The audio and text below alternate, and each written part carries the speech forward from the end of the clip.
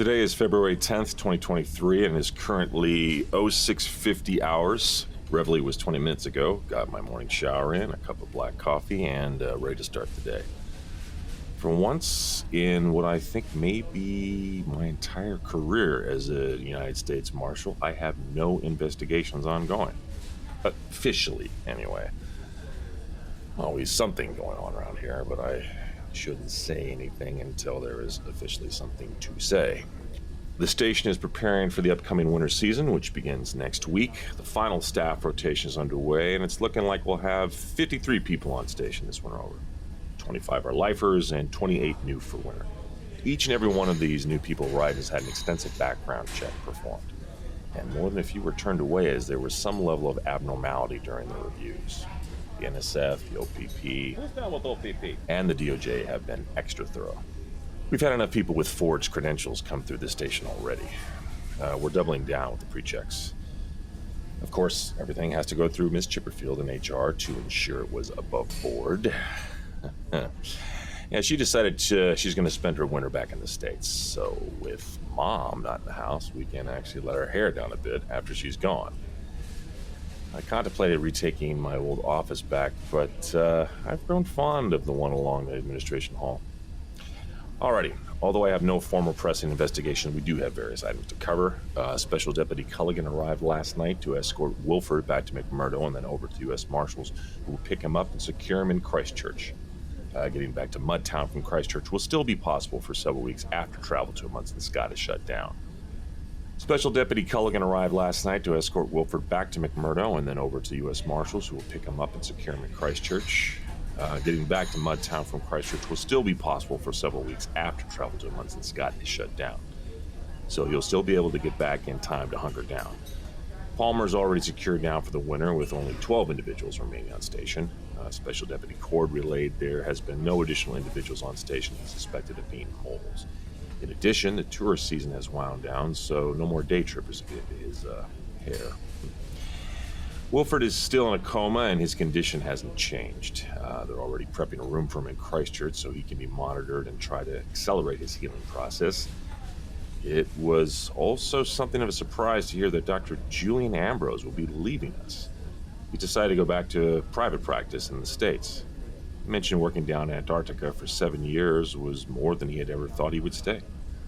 He's taken off 6 months before he goes back to work so he can tour all the prestigious golf courses in the U.S. first. Which leaves Dr. Timms for the winter, who has also been named head physician for the station. Cat of nine tails and all. You know what, I shouldn't go there. What she and Fred enjoy?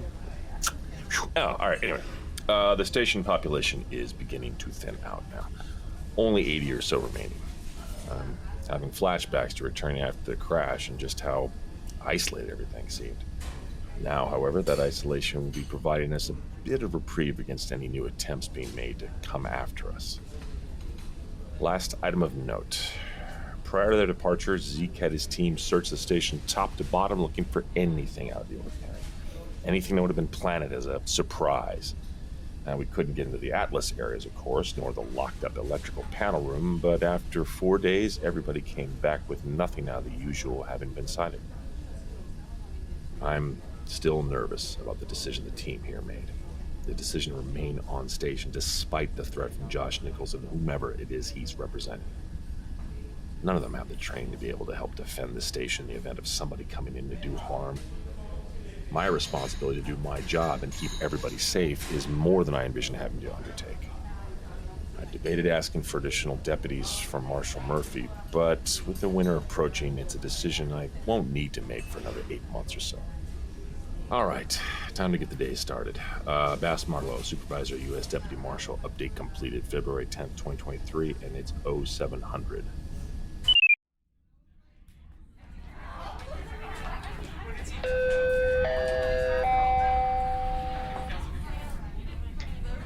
Good morning, y'all. I hope all my polies are doing wonderful this morning. Today is February 10th, and it's 0900 on the tick. This is Miss Cheryl Lynn here with your South Pole Daily Announcements. All departing polies are reminded to stop by operations and check with Mr. Kelly to determine which final transports y'all will be on. It's always a sad time to see so many of my little angels leaving the station.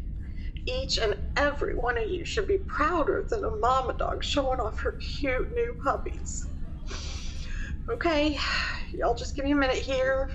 I swore I wasn't going to have another come apart this morning. Oh, my little chickens fly in the coop. I mean, if chickens could fly.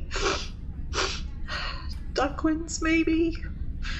That's it. Little cute duckies with the fur coming off and being replaced with big bird feathers. I'm gonna do it to myself now. Let me just hit this tape deck so we can move on. I'm okay. If I could get over Mr. June losing his sobriety every 5 days, I can weather this storm. Alright, where was I?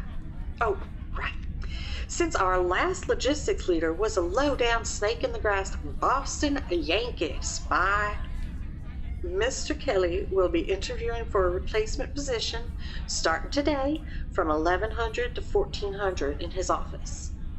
You need to have a good head for math, the ability to keep really good records, and our preference is that you ain't secretly working for a clandestine and subversive U.S. government organization. Or, I guess really any government organization, really. Anywho, y'all go jaw with Thomas if you're interested. All cargo teams are reminded that supplies and final drop-offs from Christchurch are to be hauled inside the supply arch or into do not freeze huts by this time next week. The last thing anybody wants is to have to wait for our sundries to be warmed up to be usable.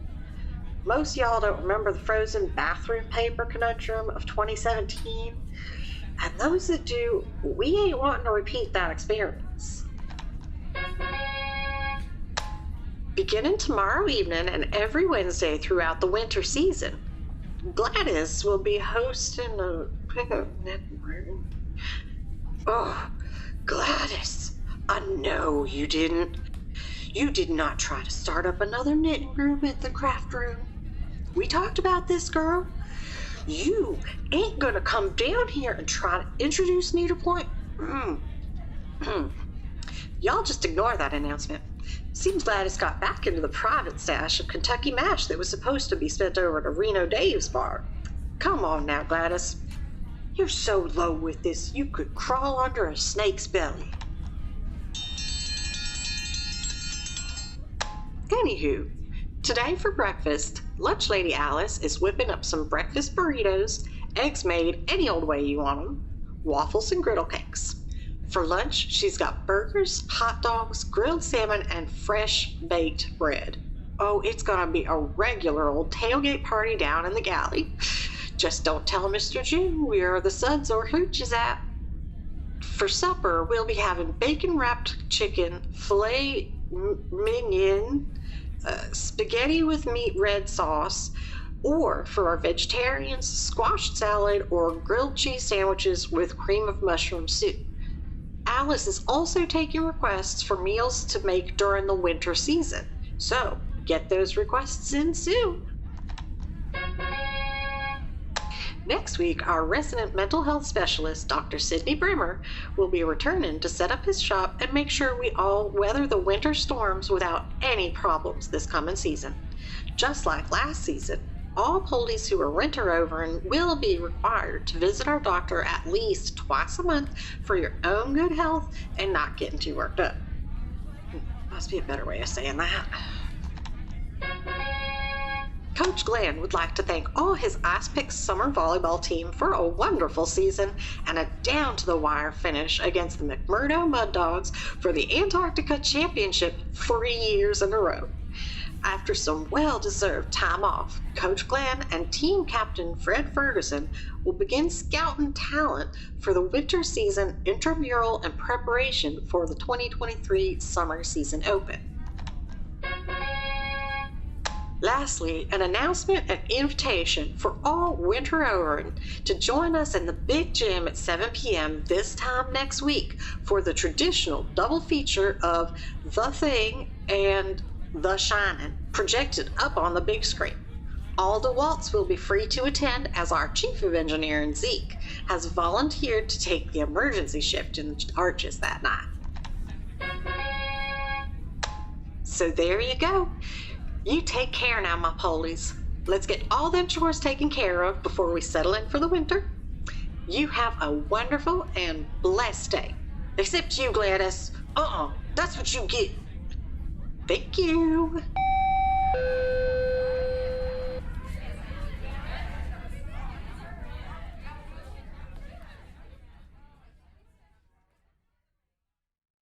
Recording has commenced.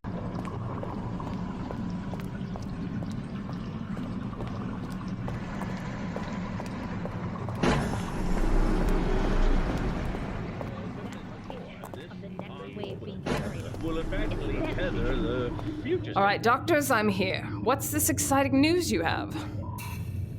Oh, this is the most impressive work we've achieved, Agent Fowler. Most impressive, even if horns were tooting our own. But that said, a toot-toot. Can somebody please just tell me what the urgency is? The current aspects of the challenge we've been facing are twofold. The first, as you're aware, is the location of the gravimetric signature for the station as it bounces around the 20 square mile radius of the central point where that station will disappear in 2057. So you can pinpoint it. We believe we're only days away, not just being able to locate it, but we'll be able to forecast where she'll appear days before she continues jumping within null space. If we're right, which we are, if we're right, we'll be able to predict exactly where the station will appear during Event 4. Thanks in no small measure to the instrumentation I have prepared and shipped from the Papoose Mountain Beauregard Loewen Research Facility. Early testing with it exceeding our initial estimates, using technology refined by our corporate benefactors as we've obtained 3 LISA units. Oh, yes, my apologies, Agent Fowler. That stands for Laser Interferometer Space Antenna, housed on portable wheeled units that rotate around the station in a triangular formation, beaming lasers at one another. As a gravitation waves formed by the station in null space pass through the beams, the units will detect the edges of the triangle being affected.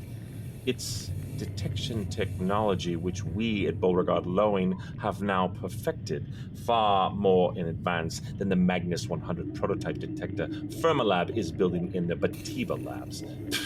Pedestrian hobbyists. We had the units mounted on the remote vehicles and they've completed their 100th circuit around the station. The data they produce, in conjunction with the theories provided by Dr. Dellum, are not just extremely promising, they're able to predict the exact location of the next wave being generated.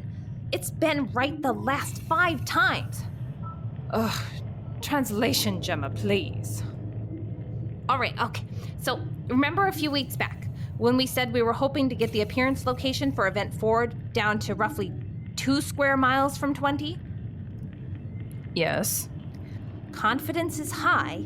We can reduce that appearance window now on Event 4 to 1/4 square mile. When Roberta Bondar reemerges, we can set up just outside that area and be on station in less than 30 minutes. Oh, impressive little bird. Director Dantes will be very pleased. You said before that the challenges were twofold, though. So that's the first. What's the second? Well, this is where Dr. Jovac and his interesting theory comes in. After we all reviewed his findings, even I must admit it was impressive. Oh, yeah. That's the very first time you've ever paid me a compliment, Lawrence. About damn time. It all comes down to stabilization of the displaced environment, tethering it to our space, not theirs, and time, as opposed to having it slip back into null space at the apogee of the 96-hour rotation forces her back. That glossy-eyed look that you're giving me tells me I need to explain further. Perhaps in lay-woman terms, Dr. Jovac. What did you just say? Dear HR, Miss Chipperfield told me that layman was a sexist term. I'm endeavoring to be more accommodating. Judges would also have accepted lay person, but we'll put that all on a gift certificate, Pat. Okay. Think of this event like, like planet Earth. The event rotates on an axis itself, just like Earth. Also, just like our planet, it rotates around its own giant gravitational force we call Sol. That's Sol, not Sol. God, I love that Bobby Odenkirk. Yeah, him and David Cross on Mr. Show. Anyway, the station, that's the Canadian station, the one with the moose and the maple syrup and stuff, not ours, of course, is tethered to a gravitational instability in null space, which rotates around just like the Earth in our solar system. Each year, actually every 375 days to be exact, the position of that station returns to more or less the same exact point for only 96 hours. It's during that extended window, not the one you look out, but the window in time where the layer between our space and null space is so thin, wafer thin, that you'll be able to pass through. After that, the intersection closes, blam, until the next event window, 370 days later. The moving appearance point is probably due to planetary wobble on its axis, along with some null space factor. Right, I see. Not a bleeding word coming out of your gob told me any part of how to grab the station, Granddad. Please don't ever go into teaching. The key is to introduce both gravimetric field, enveloping the station, enveloping the station, and to activate the just as before, this envelope, which envelops, will effectively tether the future station, allowing the pocket, not the one in your pants, of null space to continue on its orbit without it, and operating is the chain to that anchor. Outcome, we keep the station in our space, and I retire to a sunny beach with beautiful, wealthy widows and retirees, limbos and margaritas. How low can you go? Quite low, I might say. Okay, so we can get all this sussed out then for Event 4? Sadly, not everything, no. Ugh. All right. Johnny Ball, why don't you give it a whirl? While we are more than confident we can locate the station, stabilizing it will require much more data.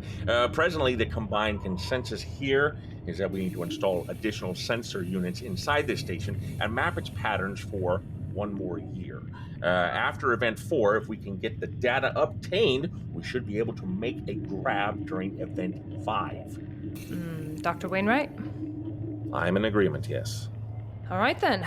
I'll notify Director Dantes in the next scientific batch upload in the morning. Given these updates, I predict she'll be in less of a crabby mood than normal. All right, everyone. This briefing has taken up enough of our time. Let us get back to actual work, shall we?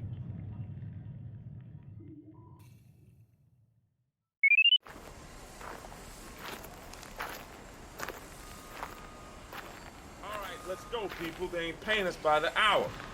Let's go. Head them out. Go, go, go. Annie, will you please show the new crew how to stack crates on the shelves? I don't want the same mess we had last winter. I want a nice, clean dispersal this time. Let's get it done right, people. Oh, hey. Not the best time, lawman. We're still several hours behind schedule I laid down to be fully secured for winter. And if we don't pick up them few hours, it'll be double shifts till we do. You feel me, people? Look, I'm sorry. I know this is your busy week, buddy. I won't keep you for long, I promise. Yeah, all right, Dan. Hold up a second. What the hell you doing, Keenan? I know you're not done unloading. Huh? Damn. Guess he is done. In record time, too. I swear that kid is gunning for my job. What the hell you want, young blood? You want a cookie? So, you did your job once, so I might boot up your ass. Go help Lars and Jesus with their unloading. Damn. Boy, he's making me so proud. Yeah, maybe you should tell him that every once in a while. Sorry, I didn't hear that. What were you talking about? Just checking with everybody who has new staff under them and will be wintering over with us. Making sure there's nothing giving them concern. I figured it's better to deal with it now while we still have this transport back to the U.S. versus after winter when all flights are grounded. Yeah, no, nothing like that, man. I reviewed all the files of the Dwells coming in and had Miss Chipperfield triple-check their backgrounds for anything not smelling good, and they weren't nothing.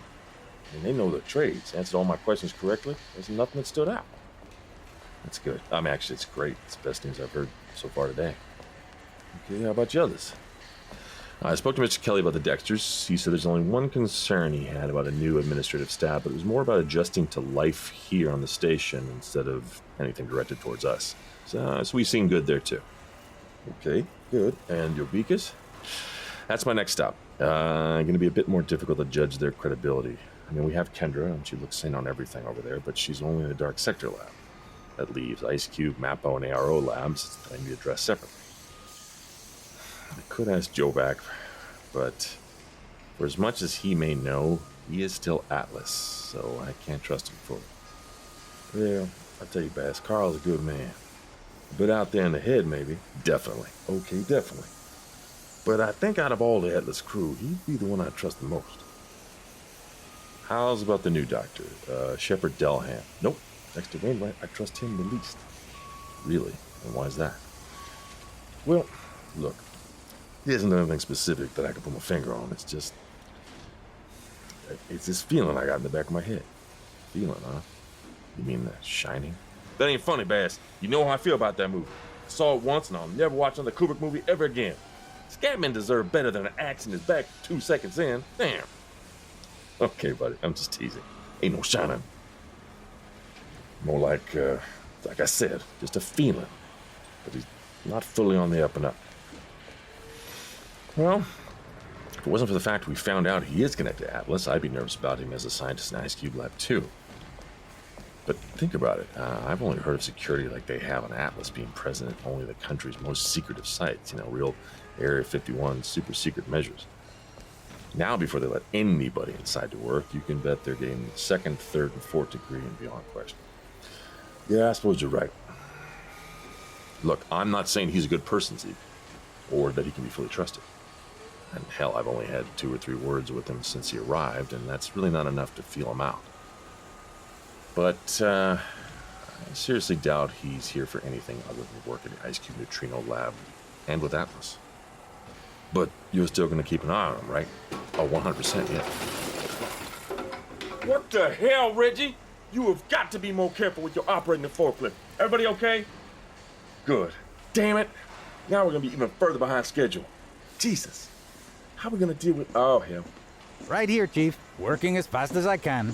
No, I know you are. Jesus, you know what, man? We are hours behind schedule. I got loaders making all kinds of rookie mistakes. We got no logistics lead to keep tally no more. How would you handle this, Jesus? Well, with everything I just heard, I'd just go get a bite to eat. Always easier to work out a problem on a full stomach. Bite to eat? You know what? That ain't bad, Jesus. Look, I don't want everybody to suit up and head up to the galley and then head back, but, no, we can have some food brought down here. That wouldn't put us any further behind. I'll just call ahead to Miss Alice, set up a quick catering order. Hey, Seuss, do me a favor. Grab a couple guys, head upstairs and grab the stuff and wheel it down here. We will have us a working lunch. Yeah, I can help you out. No problem. Thank you.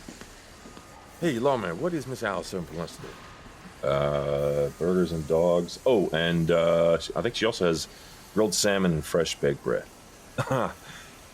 So what you're telling me is I just told Jesus to go up and come back and hand out loaves of bread and fishes to the crowd. Dang, Lord, that is a good one. Got me again. Hey, buddy, you thought about it any more what we talked about last night? Me assigning one of the extra firearms? No, I did not consider any further because I said no. I wasn't comfortable with that, and my answer hasn't changed. I ain't handling no firearm. Look, all I'm saying is if something does go south over the winter, I'd be a lot more comfortable if I knew you were going to be the backup when I call for it. I heard that last night, and I still appreciate it, and I'm taking the compliment, thank you, but I don't want to ever have a gun in my hand again. Besides, I have an even better weapon. Zeke, your faith isn't going to stop and end the situation. Pass? My answer is no. It ain't happening, lawman. I'm not touching a gun ever again. Now, you're my boy. You're my best friend. I'm going to ask you just to respect that decision. You know I'll respect it. I understand it myself, but No, you're right, and the last thing I want to do is make you uncomfortable or put a firearm in the hands of somebody that's not ready for it. So, okay, I'll stop asking. Thank you. Listen, I've taken up enough of your time down here, and I need to go check with Kendra and then oversee the loading of Wolford onto the plane off the station. Zeke, you still good? We'll always be good, lawman. You go do what needs to be get done. I'm gonna go watch Jesus feed the crowd since I didn't get to see the original happen. Okay. Catch you for dinner later, buddy? Later. Keenan, come here. Come here.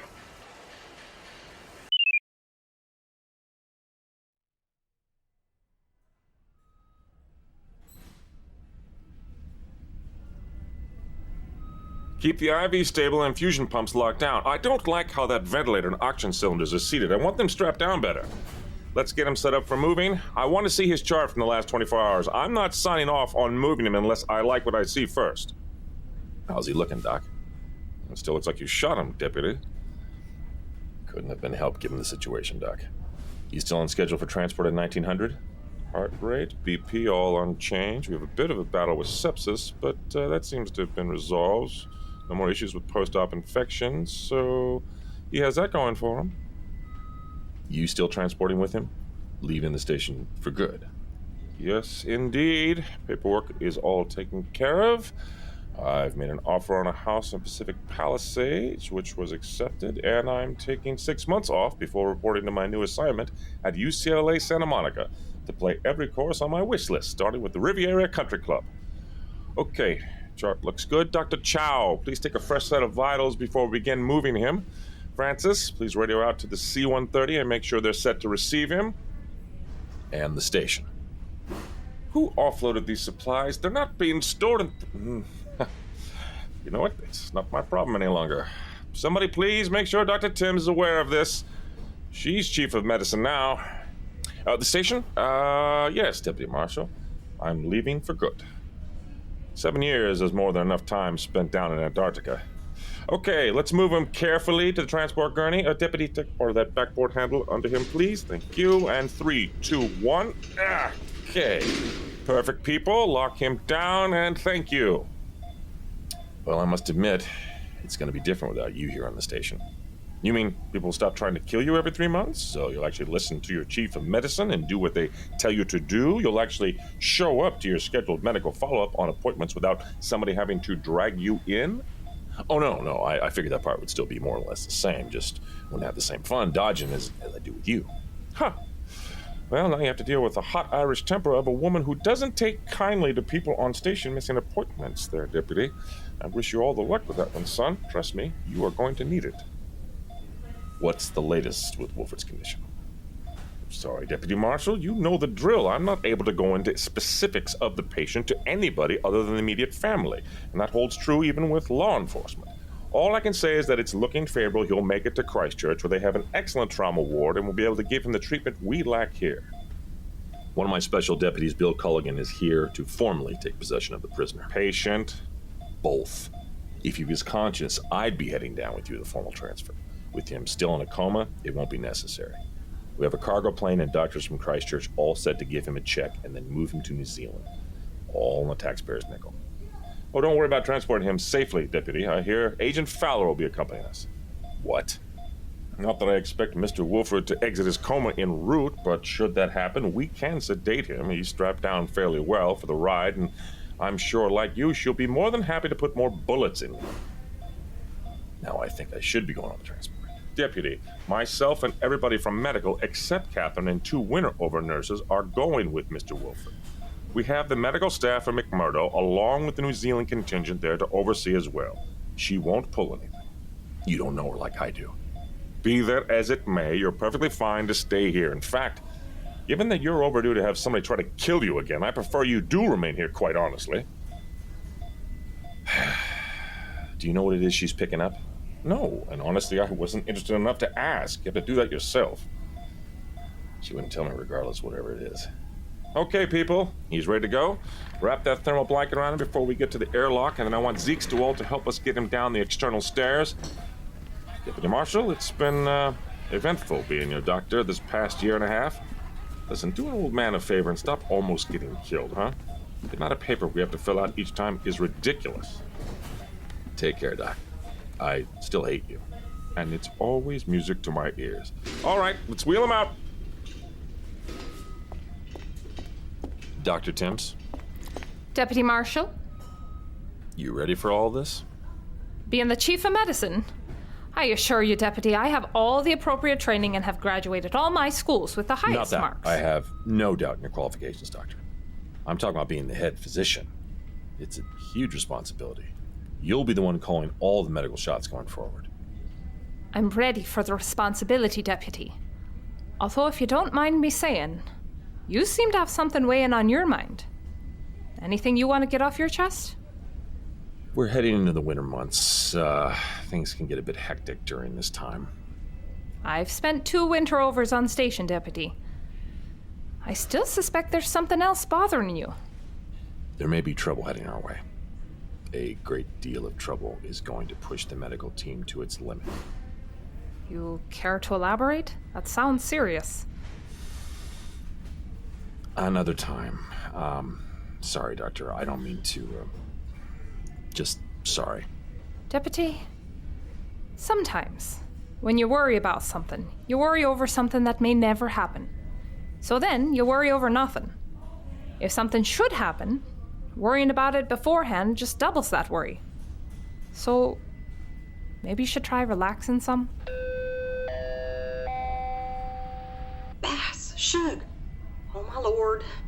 Y'all need to get to a station phone and pick up line 5 now. Super urgent, and I checked. It ain't no prank call. Double time, Deputy. Thank you. Feel free to use the phone in my office. Ugh, my office. My office. Huh. That'll take some time getting used to. Thank you, Doctor.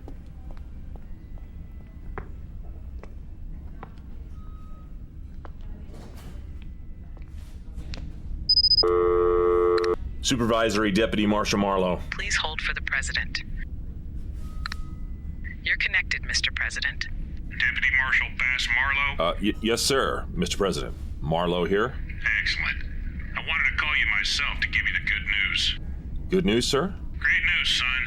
After recent events here in the States, I'm sure you've become familiar with the enhanced security and safety measures my administration has enacted for our nation's safety. Yes, sir, I'm familiar. Well, with events also taking place down your way, the drug pipeline interdiction, the fugitive from Albania being discovered, the unfortunate incident with the foreign delegation and Senator Buxton, well, it's more or less highlighted that the United States needs a more meaningful and formal presence on the continent. In addition to nominating several replacement U.S. Marshals I had removed from the DOJ, I've decided the works being conducted in Antarctica warrant a full-time U.S. Marshal to be assigned. I've already notified U.S. Director Davis and your own Marshal Murphy to inform them. Pardon me, Mr. President, but are you saying... I'm saying I sent my nomination for you to fill the slot as the first United States Marshal to be assigned to Antarctica. Mr. President, I'm honored, to say the least, and forgive me for asking, but does the Antarctica Peace Treaty You let me worry about all that, son. And my people will be getting in touch with you to run you through the Senate confirmation process. It's a pain in the ass, especially given all the politics. You should suspect some hardliners to really give you the old 1-2 punch. But with my team, I'm sure this will be a nomination to remember. Thank you, Mr. President. Sorry, this has to be cut short, son. They're telling me I'm needed in the West Wing for some meeting. You keep on doing a bang-up job, and Sally on my Chief of Staff's team will be in contact in the next 72 hours. Congratulations, Marshal Marlowe. Thank you, Mr. President. Ah, fuck. It's about to get a whole bunch worse.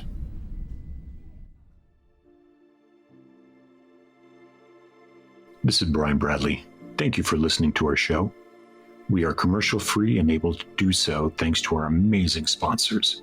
You can help support 90 Degrees by visiting our Patreon page. Go to 90degreespodcast.com. That's the number 90 and Degrees Podcast, all one word, .com. You'll find a direct link to our Patreon page where you can make a monthly pledge and get shirts, buttons, stickers, or even a shout out as an honorary station Polly. Speaking of, we'd like to send a special shout out to the following Polies: Nick Wolf, Tatum Adams, Monica David, Rainbow Lights, Thomas Reisky, and L. Link. Thank you for your sponsorship. It helps and supports us in so many ways. This has been 90 Degrees South. On behalf of the cast and crew, I'd like to thank you for listening. If you liked the episode and are enjoying the series, please remember to give us a like, a share, a tweet, send a raven, or review on iTunes, Audioboom, or your favorite podcast site. It helps us to get the word out and keeps the cold at bay. Until next time. This has been a BMB production.